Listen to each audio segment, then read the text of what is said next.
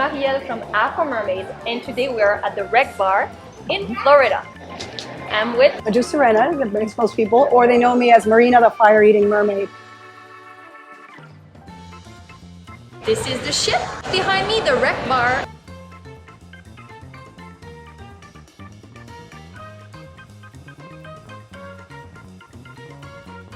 We're going to start with the hotel. The hotel was built in the 1950s, the golden age of tourism here in Fort Lauderdale. It was kind of a new concept at the time. He wanted it to be like a cruise ship, hence the shape. And he wanted you to be all-inclusive. So he wanted you to be wine, dine, and entertained here. So you would enjoy your air-conditioned room, which was kind of a big deal back then. Yes. And then you would come and dine here at the Rec Bar and be entertained by the lounge singers of the day. They would perform right here on that itty-bitty stage that our DJ extraordinaire has set up on. And in between the lounge acts, they would have beautiful women swimming across these porthole windows. So our show started about 11 years ago. It's sort of an organic show. So the show that you're going to see tonight is not the show that you're going to see next Friday or Saturday. It's different swimmers. We don't really plan anything. We just go in the water and we have some fun. Yes, we don't use goggles.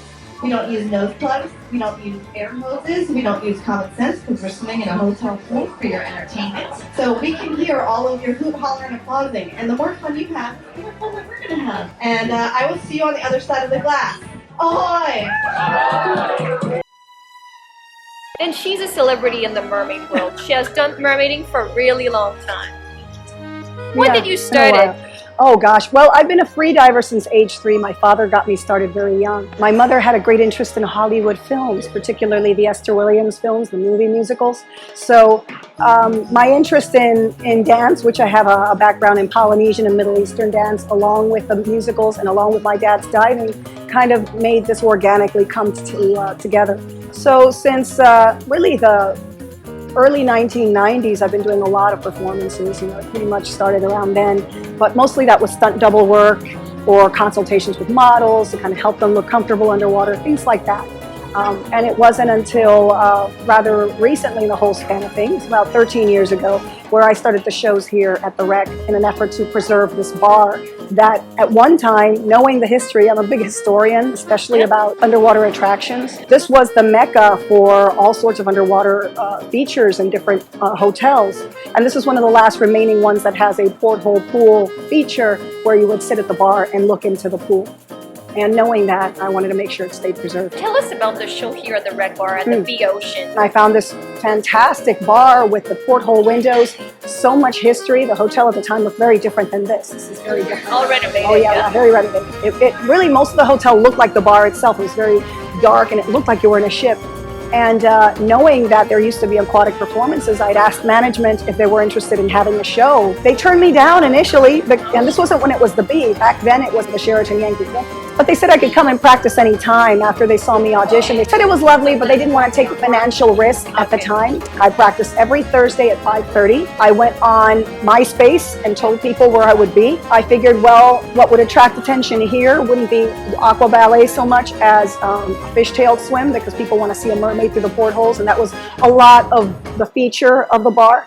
So I thought that would kind of coincide well. And did it for 2 months.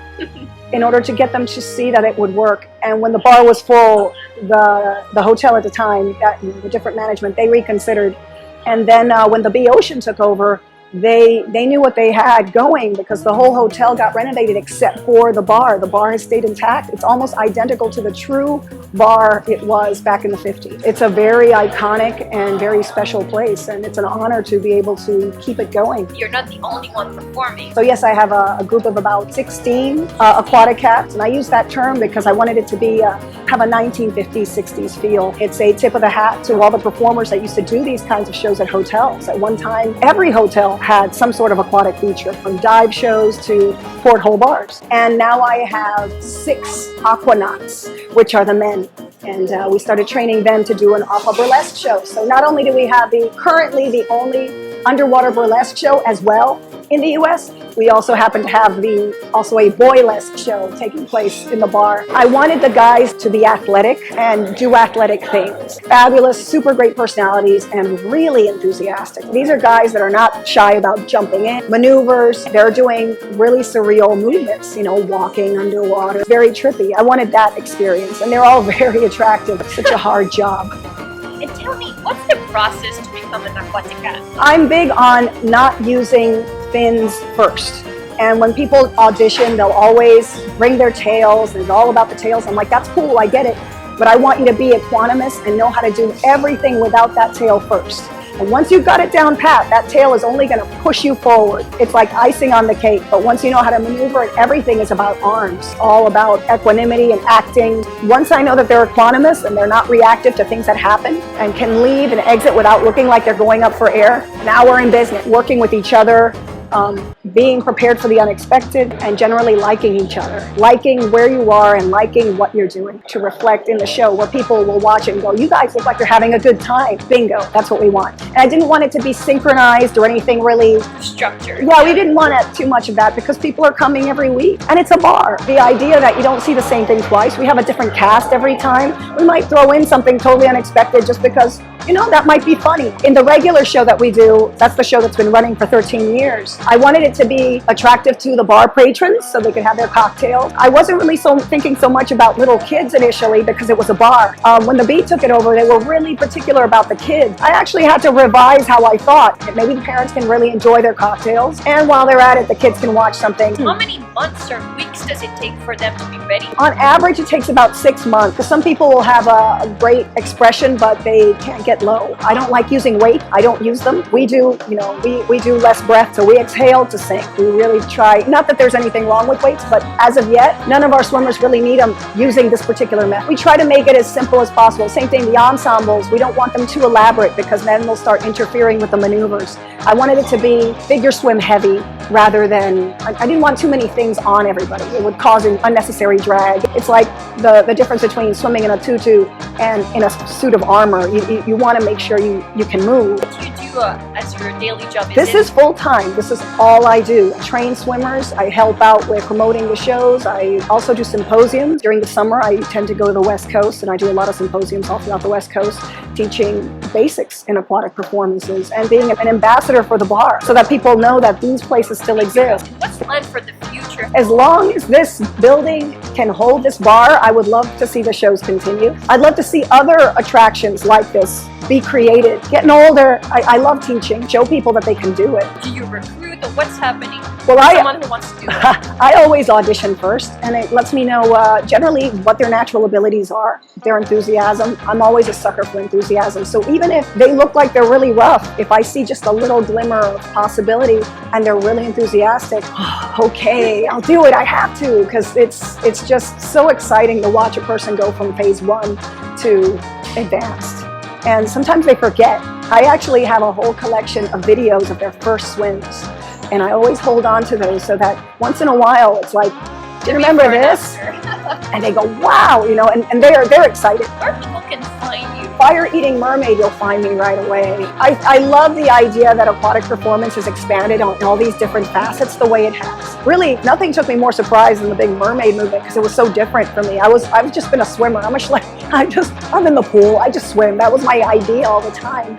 And then seeing all these people taking this interest really surprised me because I guess I was so focused staring at the pool, I had no idea that this had been building. And then suddenly it did. Wow. And I have more questions than anybody because apparently, you know, not only are ensembles different, you know, wardrobe is different, hair is different, makeup, it's become its own entity. It's really interesting.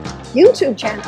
It's really fascinating to see it progress the way it has and continue to do so, you know, with TV shows and everything. You know, I grew up with Mr. Peabody and the Mermaid at Splash. I didn't watch Little Mermaid. And then when Little Mermaid hit and everybody's talking to me about Ariel, I'm like, what is this? This is strange.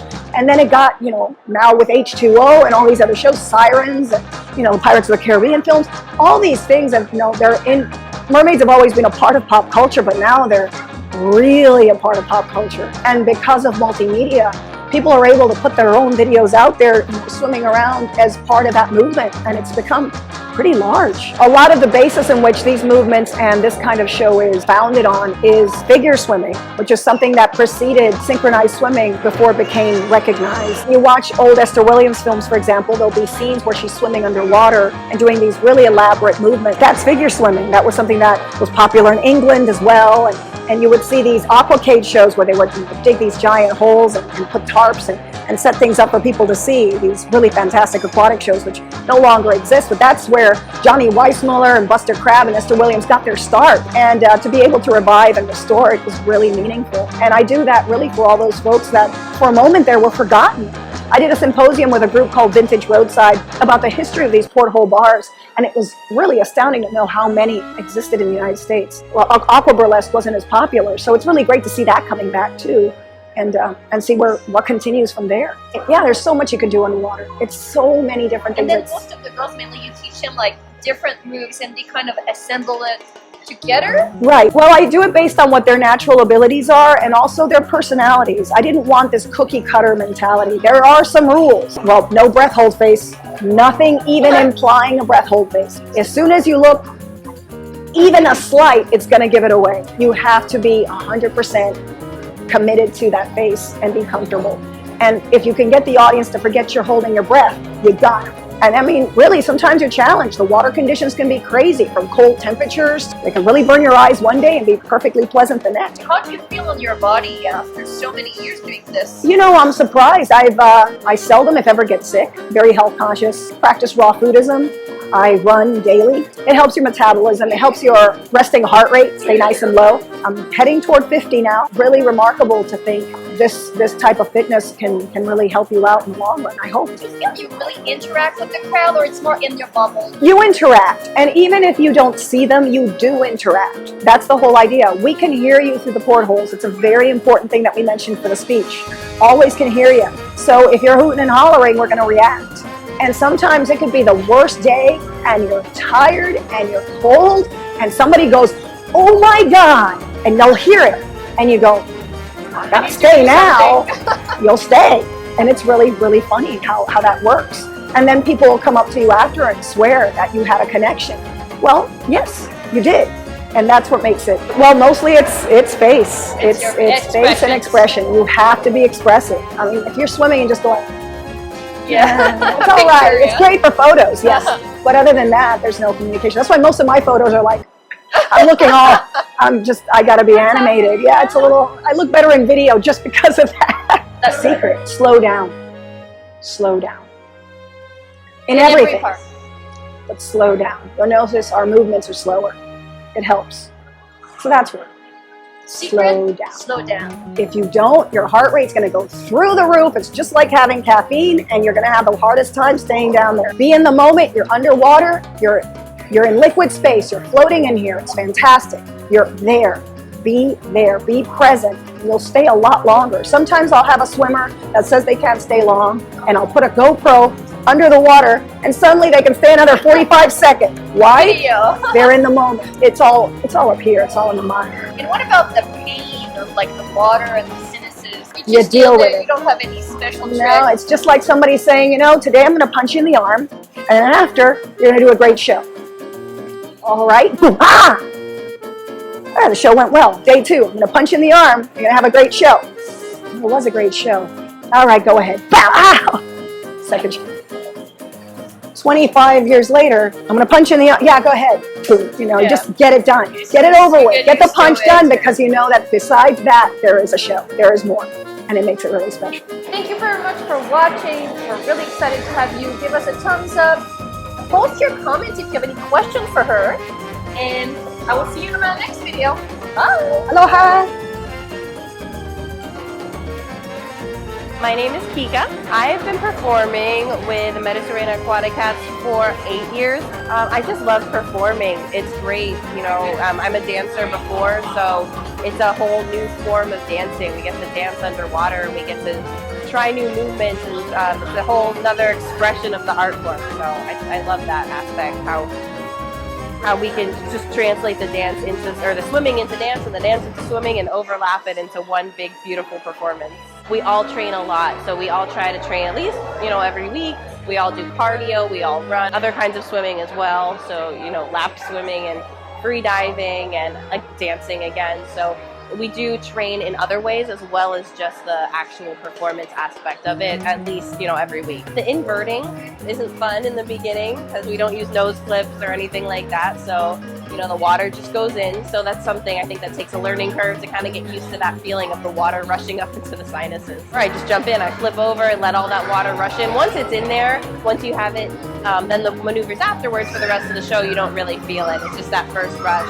Some of us do prep for it by doing like a pre-flip upside down before we start to perform, just to kind of get it going. But for myself, I just like to jump on in. The most special thing about performing here is that the rec bar is historic. It's been here since the 50s. It's a landmark. It was built in the golden age of tourism. So many people have been here. Marilyn Monroe, the Rat Pack. There's so many just iconic people have been here. Movies have been shot here. I feel like it's just has such a wonderful place of history, and it's amazing that it's still here. That retro feel, it's amazing, and I feel like it's a privilege to be able to perform here every week. Hello, I am Kupala. I am an aquatic cat, relaxed.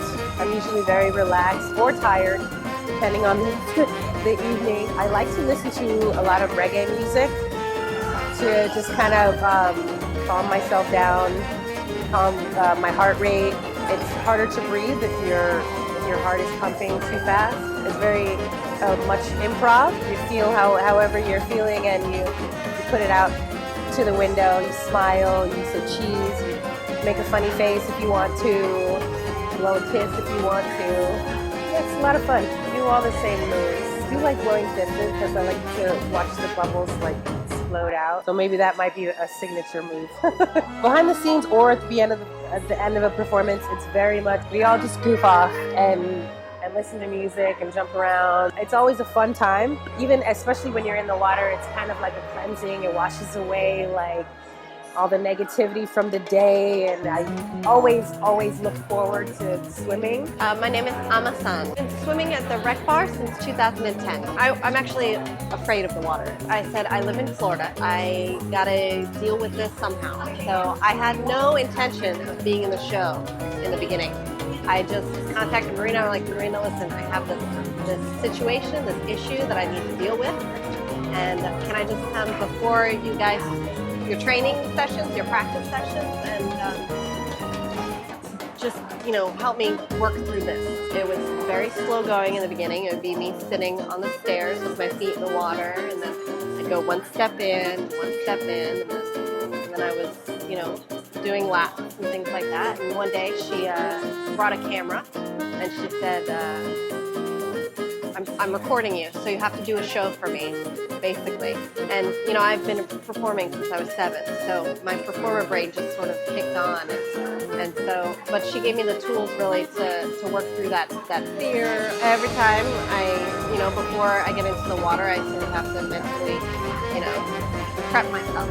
We all have our own styles. As you saw, we all kind of swim a little bit differently, and Marina really cultivates us having our own swim styles and bringing our personalities out into the water too. So I have 2 children. I have a 3-year-old and I have a 1-year-old. And it's tough because I also have a full-time job. So it's definitely needing to be a balance. Those performers that you really with that I like to watch are the ones that I know are very grateful for their audience, and they're not those divas. You're here to see me. Like, no, we're here to, have some fun and share an experience together. Like, I'm a big fan of being a fan of the fans. You know what I'm saying?